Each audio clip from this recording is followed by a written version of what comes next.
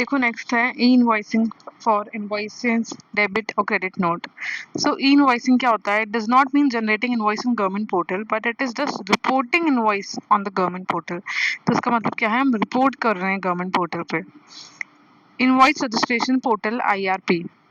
E-invoicing is applicable if supplier जो है वो notified person है and notified person means registered person having aggregate turnover more than rupees 5 crore in any of the preceding financial year from 2017-18 onwards। तो यानी जब GST actually लाई थे मोदी जी वो साल आ गया तो उसके बाद से आपका कभी भी 5 करोड़ हुआ है turnover in any of the preceding financial year, so आप नोटिफाइड पर्सन है।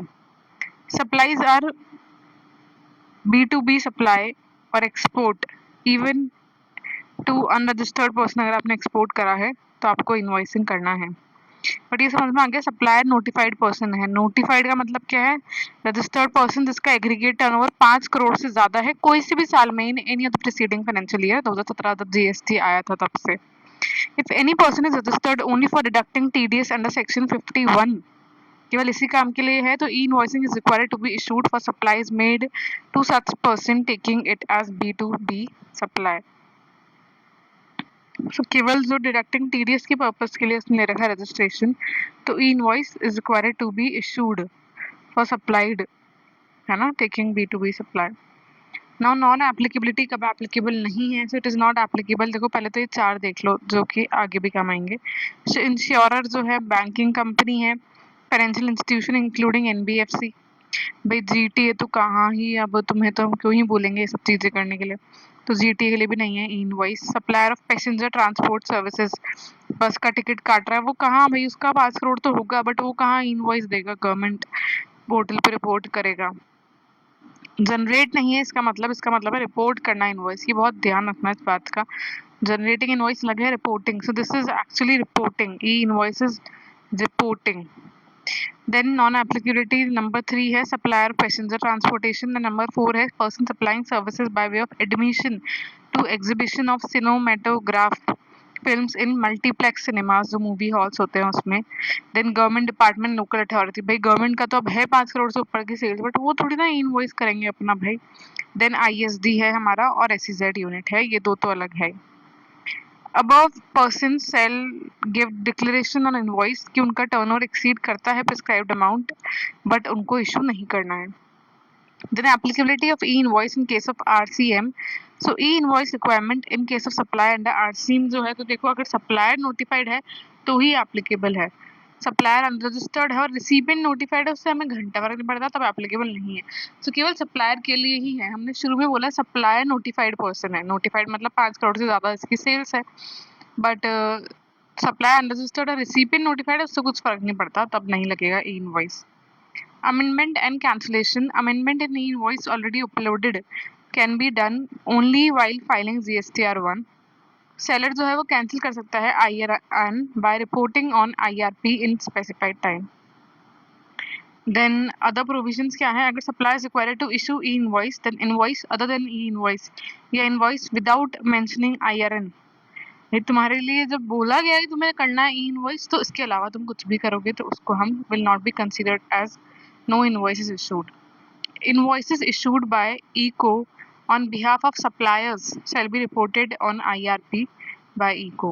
So, तो पोर्टल है बेसिकली, उसके ऊपर आपको रिपोर्ट करना है इसको। प्रोसेस क्या है? तो supplier shall upload details required in invoice on IRP through IRN 01। Portal जो है रिटर्न इनवॉइस विद IRN देता है, signature and QR to supplier and send data to GST system for auto updating GSTR1 and GSTR2। GSTR1 supplier का होता है, GSTR2 buyer का होता है। send data to e-way bill system for auto creation of e-way bill। ना example है जैसे कि रॉयल फार्मा कंपनी है, दिल्ली और मुंबई में इसका ऑफिस है, टर्नओवर 3 और 4 करोड़ यानी 7 करोड़ का टोटल टर्नओवर हो गया। सो देखो ई इनवॉइस लगेगा क्या? तो देखो टर्नओवर 5 करोड़ से ज़्यादा है सो लगेगा, ठीक है, both Delhi and Mumbai office. अगर Delhi office of Royal Pharma अगर SEZ होता, सो अगर वो SEZ होता है तो Delhi specifically exempted from E invoicing. What if supply में टू गवर्नमेंट डिपार्टमेंट, उससे कुछ फर्क नहीं पड़ता। देखो रिसिपिएंट रजिस्टर्ड है only for deducting TDS, invoices is required to be generated. उससे कुछ नहीं है कि हमने गवर्नमेंट को सप्लाई करी है जो टीडीएस में है, इट डजंट मैटर।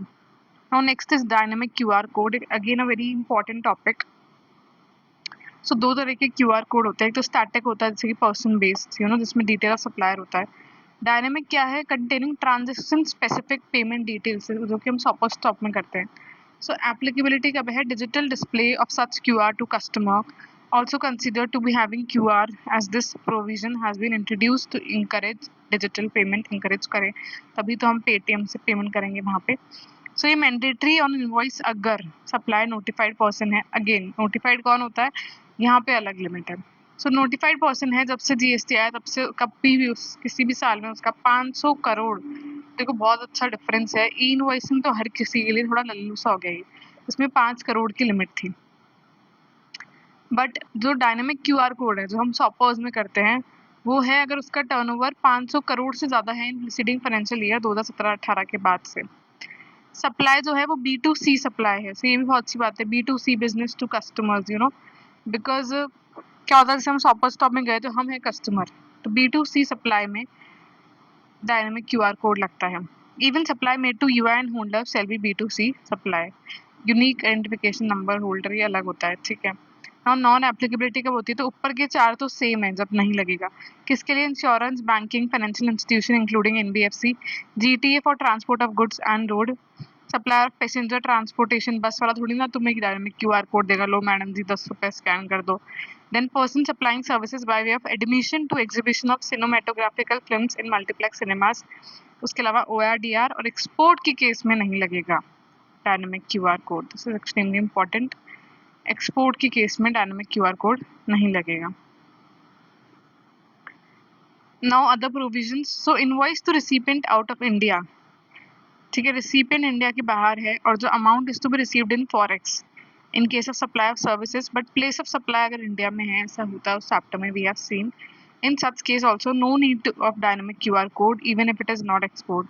उसमें अगर प्लेस ऑफ सप्लाई इंडिया है तो एक्सपोर्ट तो नहीं हो रहा, क्योंकि एक्सपोर्ट के लिए 5 कंडीशंस होती है, ठीक है। अगर वो 500 नहीं फुलफिल हो रही, बट क्या हो रहा है कि आपका फॉरेक्स में पैसा आ रहा है, ठीक है, फॉरेन एक्सचेंज में आ रहा है, रिसिपिएंट आउट ऑफ इंडिया का है, तो उस केस में भी आपको डायनेमिक क्यूआर कोड नहीं देना, इवन दो वो एक्सपोर्ट नहीं है तब भी आपको नहीं देना है, क्योंकि आपको फॉरेक्स में आ रहा है पैसा, तो क्या ही करोगे तुम स्कैनर लगा के। In below cases cross reference on invoices of payment shall suffice the compliance.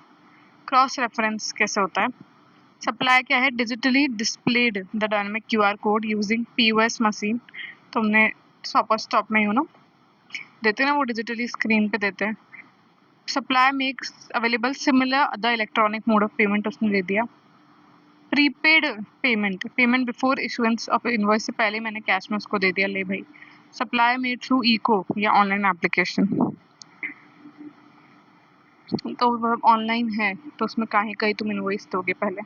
But if payment is made after invoice, तो इनवॉइस इशू हुआ उसके बाद अगर पेमेंट हो रहा है तो तब तो भाई तुम्हें क्यूआर कोड देना ही पड़ेगा ना इनवॉइस के ऊपर।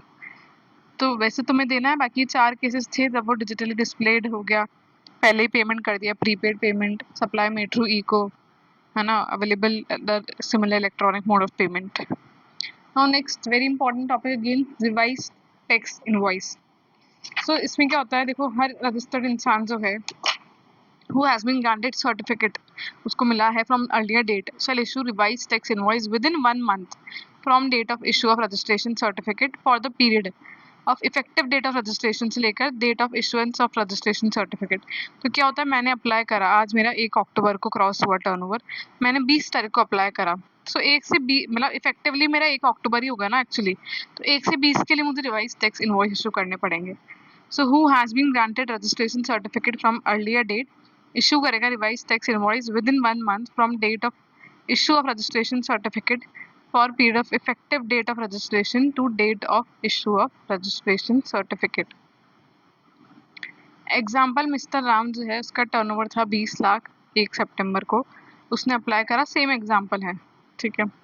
Then consolidated revise tax invoice issue हो सकते हैं, मान लो 1 अक्टूबर से 20 अक्टूबर के लिए मैं कंसोलिडेट कर दूँ, कब, अगर इंटर स्टेट B2C है 2,50,000 तक ही है तो स्टेट वाइज कर दो।